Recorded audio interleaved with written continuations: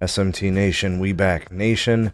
In today's video, we have this article here. It inspired me to make this content. It's from Brady Snyder over at androidpolice.com.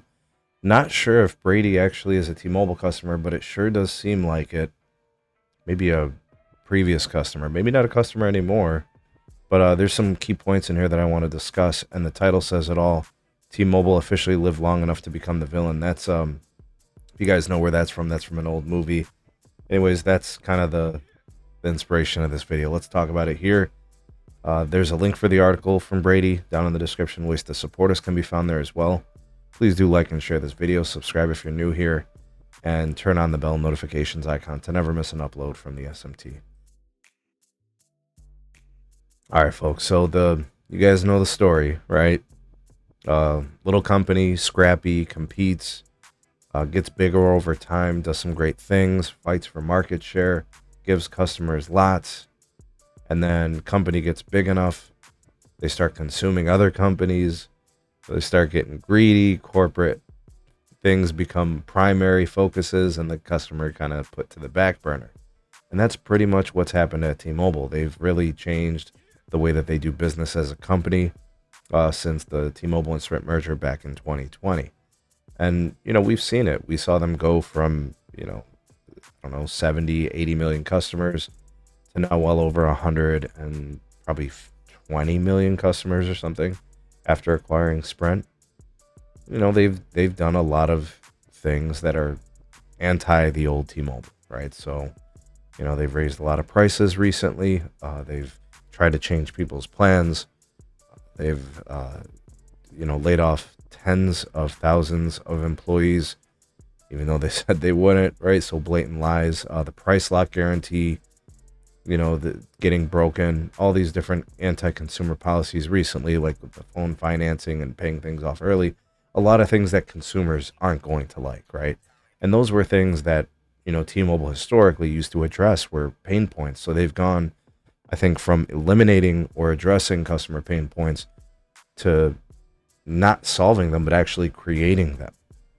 So they're different, right? And I think what we're seeing now is you're seeing articles like this is not the first one of its kind, but they're starting to paint T-Mobile as the villain.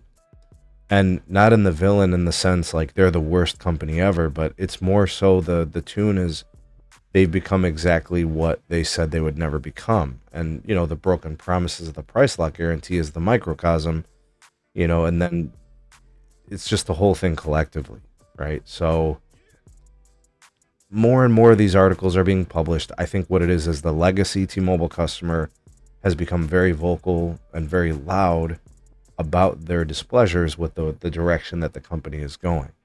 We've seen FCC complaints. We've seen, lawsuits thrown at T-Mobile from Verizon and AT&T customers even.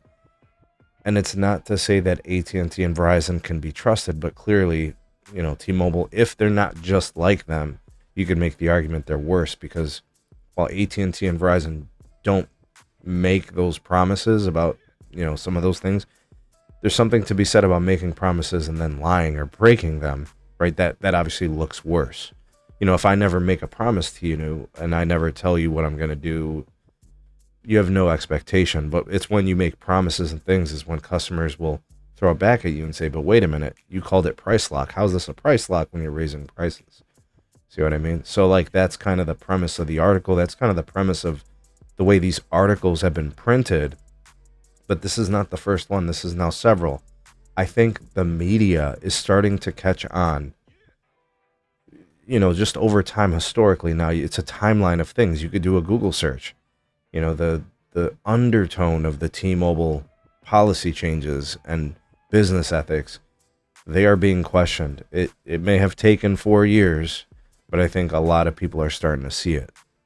And, like the line in the movie is, live long enough to become the villain, right? So you either die a hero or it's this, right? So, and of course, John Ledger is gone. So just thought I'd throw that in there at the end. What do you guys think about articles like this? Do you guys think that these articles are necessary? Do you guys think it's important that the message is driven home to folks that, they are different now? Do you think it's venting? Do you think it's just T-Mobile's new identity? Should they embrace being the villain at this point, or should they continue with their disingenuous uncarrier moniker and branding? What do you guys think? Sound off in the comment section below. Y'all the voice of the people, the SMT Nation. Let your voice be heard.